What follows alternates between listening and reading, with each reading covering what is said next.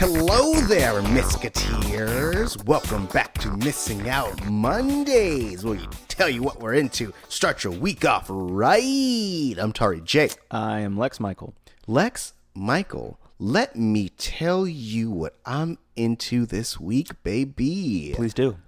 I watched Godzilla King of the Monsters. Okay, so real quick, I have not seen it yet. Yes, So well, we got to keep this shit Missing spoiler Out free. Mondays is spoiler free. Did you I never forget know. our format? You may go rogue, sir. I never know. You're a loose cannon. It's true. You don't play it by the books. You get results, but you loose cannon. You're crazy. Yep. You're like the rogue cop in all of the rogue cop movies. Totally. That's you. Uh-huh. Yeah. The T in Tauri stands for the rogue cop. Uh-huh.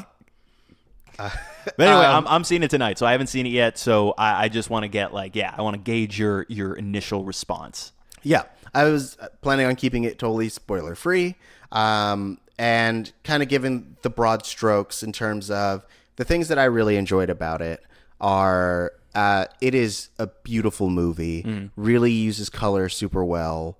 The score is fantastic. I've heard that. Yeah, it's by Bear McCreary, same guy who did Battlestar Galactica, Walking Dead. He did a bunch of stuff. Like Big resume. If you name a thing, yeah, like Agents of S.H.I.E.L.D., name a thing, he's done it. But still, and also it has a really fun ending end credit song, which is a cover of a Blue Oyster Cult Godzilla song. Okay. And the performer is Serge Tankian from System of a Down. Interesting. It's fucking dope. All right. I love it. But yeah, so those are like the main highlights. I feel like they did all of the monsters justice. They really give you a sense of what it would be like to live in this world with these creatures. It also does a really good job of building from the previous movie, which is Godzilla 2014. But could I mean, I've seen Godzilla 2014, but if somebody hadn't, would they be able to walk into this movie without all of that information and still track everything fine? Yeah. Okay. I mean, the main thing that you need to know from Godzilla 2014 is that part of it took place in San Francisco and that Godzilla exists. Cool. Yep. I guess, and that the first time people saw Godzilla was in 2014. Right, when he saved him from the Mutos. Yeah. But other than that, like, you can pretty much get everything that you need to. They give you a good gist of where everything is since then, in the first like 10 minutes or so. Okay.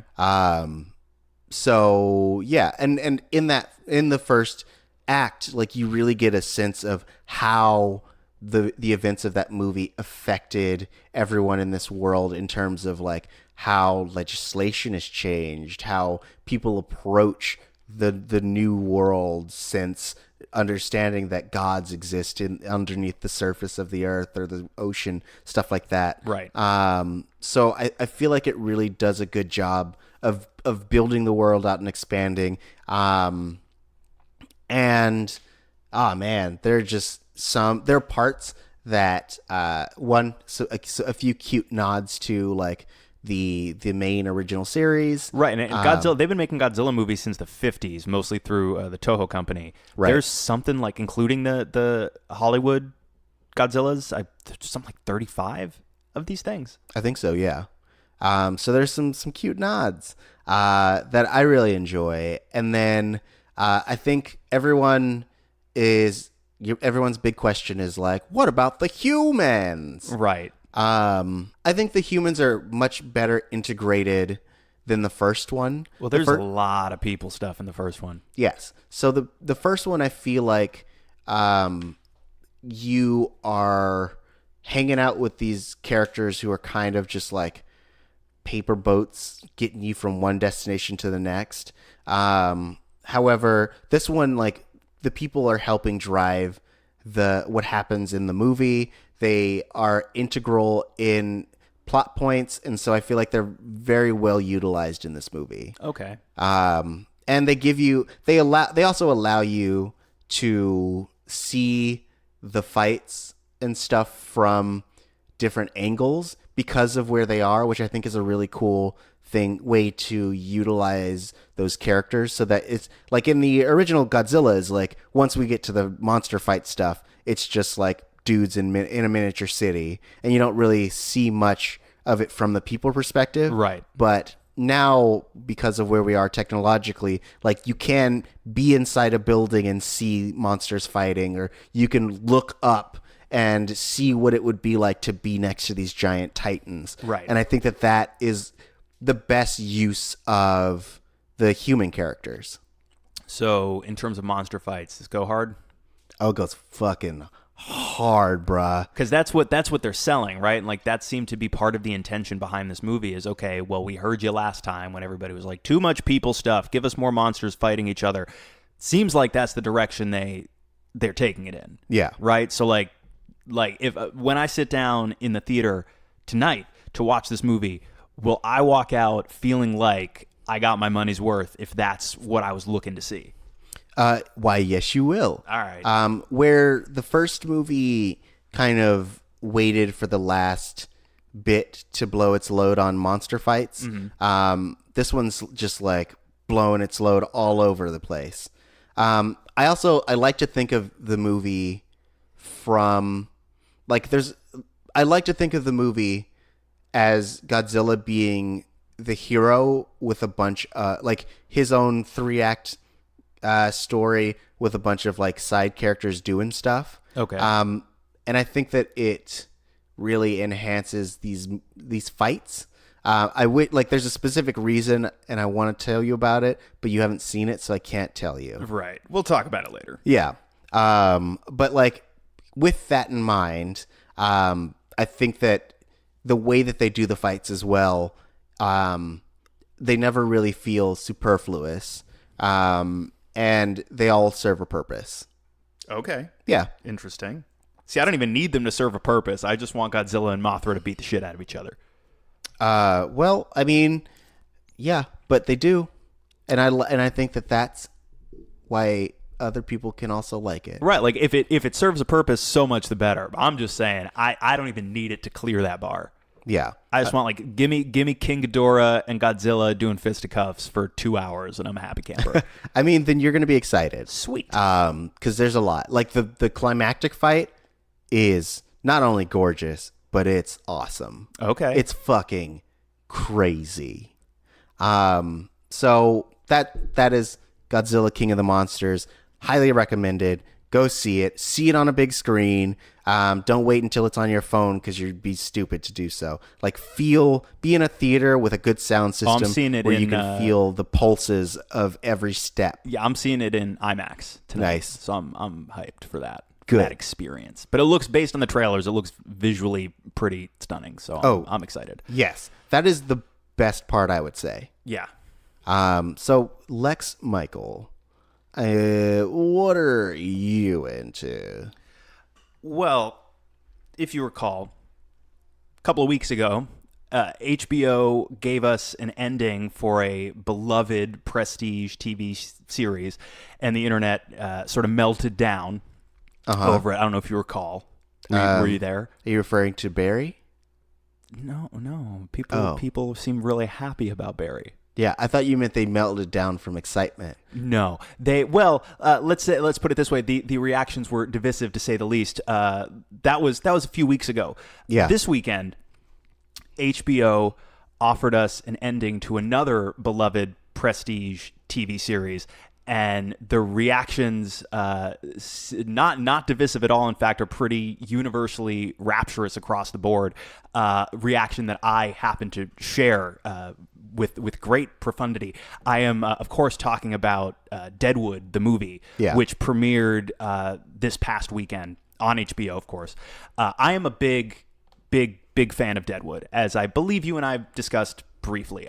In terms of best TV shows ever produced, I would say it definitely makes the top 5, But okay, that's, best is subjective. So let's say favorite. If I'm talking about my favorite TV shows of all time, I think it's top 3 for me. Yeah. Sitting up there with, I think, The Wire and Twin Peaks. Twin Peaks is actually a great point of comparison, not because the two shows are all that similar in terms of tone or content, but because much like Twin Peaks, Deadwood had developed an intense fan base. Whoever was watching because they were super duper into it. And like Twin Peaks, was canceled abruptly. And so you have this intense sort of separation anxiety that the fan base experiences. Now, they talked about, actually, also like Twin Peaks, David Lynch talked about wanting to do maybe a couple of movies, ended up doing the one, Fire Walk With Me, which was not super well received at the time, has long since gone on to be reappraised and hailed as a minor masterpiece. Mm-hmm. But the plan was to do more, and it never came to fruition. So when Deadwood ended after the 3rd season, David Milch, the creator, talked about wanting to do 2 feature films to tie everything up. Yeah. Never ended up coming together. Eventually, the sets were destroyed, and that was going to be it. Just like with Twin Peaks, after Fire Walk With Me, fans had to accept after a certain number of years, no matter how bad they wanted to go back to that world, spend time with those characters, that was it. You have to take what you have, hold on to it, keep it close to your heart, and accept that there will never be any more. Deadwood is an incredible show. I maybe will make you watch a couple of episodes for this show at some point, but it's a phenomenal ensemble cast. Timothy Olyphant and Ian McShane are the 2 most prominent cast members of this massive ensemble. And I would say Ian McShane as Al Swearingen is, for my money, one of the great TV characters of all time. But it's a Western, and it's set in Deadwood, South Dakota. The show is set primarily before South Dakota gets absorbed into the Union. And it's largely about the idea of modernity versus not lawlessness necessarily, but versus independence getting to be more free, getting to be more wild. And it's about how progress is inevitable, but there will always be those resistant to progress, and what happens when that world starts to clash with the inevitability of progress and modernity. The writing is some of the best writing that I've ever seen on television. I think David Milch is one of the greatest writers to work in the medium. It's been compared appropriately to Shakespeare in terms of how the words are constructed almost like poetry, mm-hmm. and how characters will occasionally break into soliloquy for long stretches, but also the way he's able to fold in extensive profanity and make the profanity feel equally poetic. Mm-hmm. But then, of course, you've got this phenomenal cast, these wild characters, and the whole thing comes together in such an impactful, resounding, compelling way. The show is crazy dense, too, to an extent that I would imagine a lot of people would need to go back 2 or 3 times to get every detail, to fully absorb all of it. Phenomenal show. I don't know if you've picked up on that from me so far. But again, once the show ended, you had to take it as a given it would never come back. Yeah. And for a long time, people, there were rumblings like, we're going to try and do something, but the sheer logistics of getting all of the cast back and trying to raise funding for it, et cetera, made it seem like, these are insurmountable obstacles. It probably won't happen. Then occasionally, again, it'd be like, maybe it's going to happen. And then Timothy Olyphant would be like, nah, it doesn't look like it is. And then a couple of years ago, year and a half, there were rumblings that this is a thing that could really come to fruition. Mm-hmm. It wasn't going to be 2 feature films. We're thinking about coming back and doing a single feature after, we're talking 13 years later, because Deadwood aired in the very early 2000s. Yeah. We're going to get everybody back, and we're going to do one feature film that is going to cap off our story. So I'm going to continue the Twin Peaks comparison insofar as when Twin Peaks came back with their 3rd season on Showtime, mm-hmm. it felt like a miracle that it existed. It felt like a gift. If you were a hardcore fan who had assumed for years and years that there was never going to be more, and you'd made your peace with it, it felt like an impossible, miraculous thing to have. It felt like a gift. Yeah. And Deadwood, the movie, feels no different to me in that regard. In the story, 10 years have passed between the original series finale and where we are now. And what the movie, one of the many things this movie does insanely well, in my opinion, is that 10 years have passed. Of course, the movie is still about the encroachment of progress, modernity, and also now mortality and the passage of time. The fact that much time has passed is a big part of the story's thematics. But what the movie is able to do really well is balance a first half that feels very much like it could be the beginning of season 4 in terms of where we're picking up with the characters, with their relationships, with some of their conflicts. But then we move into the second half, which starts to feel seamlessly like we're transitioning from that to here is a series capper. And it feels very fluid, very organic. Because it's a feature film, there are moments that feel ever so slightly contrived so that we can get our story and our themes aligned the way we need them to. But it's beautiful, it's powerful. I spent the last 15 minutes or so a weepy mess. I feel like they stuck the landing. I mean, ready? Here's another interesting point of comparison. Think about how hard Avengers Endgame stuck that landing. In that sense, I think it's comparable. I cannot imagine them sticking this landing any better than they did. They brought back everybody. The sheer logistics of getting that entire cast, both the principal and the periphery characters, all back together again to shoot this thing. Yeah. The logistics of it are mind-boggling. And they brought back every single person that I can think of whose character was still alive on the show. And of course, if the actor had passed away, you can't bring them back. But with the exception of those examples, everybody. Yeah. It was wild. But we're able to bring these characters back and have them play off each other in a way that continues their arcs that were established over 3 seasons, both individually and the arcs of their relationships, but then also bring them all to a landing that feels so much more satisfying than I would have expected. Now, like the original series, Deadwood doesn't tell stories the way a lot of TV series tell stories. It's not like like when a big happy event happens in most shows, that's when something terrible happens. Like, if there's a wedding, that's when, all of the goons show up and like the bride gets killed or something like that. Yeah. That's not how Deadwood tells stories. It's able to give you those moments, but not in the ways that most other shows give you those moments. Okay. So we're able to, it feels like they're able to have 3 or 4 cakes and eat them too. Yeah. At simultaneously, but it's like the original series, there are things that are left fairly open-ended insofar as life doesn't always work in a perfectly tidy way. But because we are ending the story, that we're actually able to tie up some of these arcs in a way that, it actually really got me emotional. The fact that it exists at all, like I was saying, that alone got me like right in the heart. I watched it twice. I watched it the night it premiered and I watched it the next day. Yeah. And first time I watched it, like I said, by the end, I was a weepy mess. And the second time I was even more emotionally engaged, and stuff from earlier in the movie was getting me, stuff that because I was surprised seeing it, taking it in for the first time. Yeah.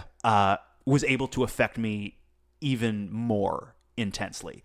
If it's not clear, I love it intensely. And it's also worth mentioning David Milch, creator of the show, primary writer of the show, wrote the movie. Like I said, in my opinion, one of the best to work in the medium, was diagnosed with Alzheimer's. And he's still, he's there from the sound of it currently. He's still, there. But it's, it's a degenerative illness, and it's going to become presumably harder and harder and harder for him to work, which is, to me, especially if you're familiar with his writing, it's absolutely heartbreaking. But you see in the movie, because he wrote the movie, he was on set, he was still doing rewrites while they were in production and stuff. And what you learn about him as a writer is he pours a lot of himself into the characters that he writes. Yeah. And knowing that and knowing what he's going through in his own life, you can feel some of that in this movie, and it gives certain things, especially the arcs of certain characters in particular, even greater weight. Like, they would be very weighty arcs to begin with, and knowing that, this meta information makes it all feel so much more impactful and just so much deeper. It's incredible. I think Deadwood is one of the best shows that has ever been produced, and again, the fact that it could come back at all, let alone in a way that feels this satisfying, it feels like a massive gift. And it seems like, longtime Deadwood fans are pretty much in unanimous agreement on that point. So I would say check it out. I would say, Deadwood's only 3 seasons long, and it can feel, because the writing is so dense, I could see it feeling a little bit impenetrable at first. But I highly encourage anybody and everybody to give it a shot, because again, 3 seasons, not a crazy time investment. Now 3 seasons in a movie, it's a pretty special thing.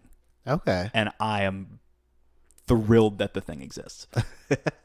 I mean, it sounds amazing. It sounds like one of those cultural phenomenon shows that people really like gravitate towards. Yes. So yeah, I would be down to check out some episodes either for this show or if I have some free time this summer. It feels a little bit like, I think maybe you and I have talked about, I don't know if we've talked about it on this show, but we've talked about it, and I've talked about it with a few people. Game of Thrones ending feels very much like the end of an era. Like Game of Thrones got in at the, just like the Marvel movies kind of got in at the end of something. Yeah. And now the way we're consuming media is shifting so drastically and so rapidly that I don't think you can do a show that catches on that pervasively, that ubiquitously again. There'll be big shows, big popular shows, but that feels like the last show of an era of prestige television that began, arguably with The Sopranos. I think like Sopranos gets a lot of the credit for jump-starting that era of prestige television that, as I'm saying, I feel like we capped off with the end of Game of Thrones. If that's the case, the Deadwood movie feels like a beautiful, poetic coda, not just to the show, but to that era of prestige television. Cool. I like it a lot. Did you know? No, I missed it. You were talking and I was like, how does he feel about it though? No. Guys, let us know what you're into.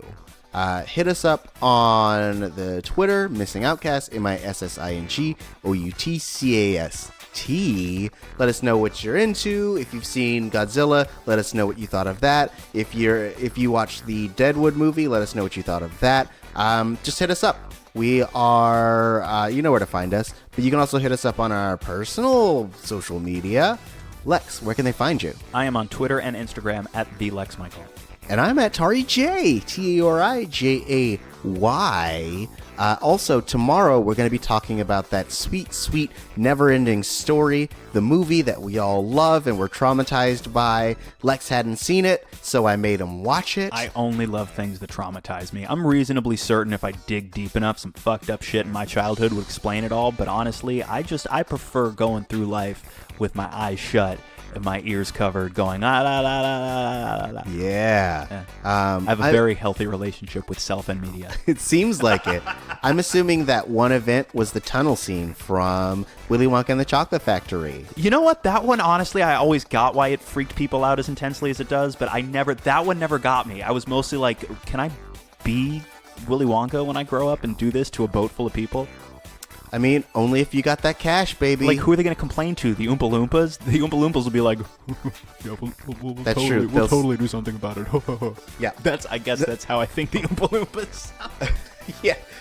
Yeah. They do that, and then they sing a song about it. Something, fuck you. So, yeah, make sure to catch us tomorrow where we talk about Neverending Story, and we will see you then. Talk to you tomorrow. Bye.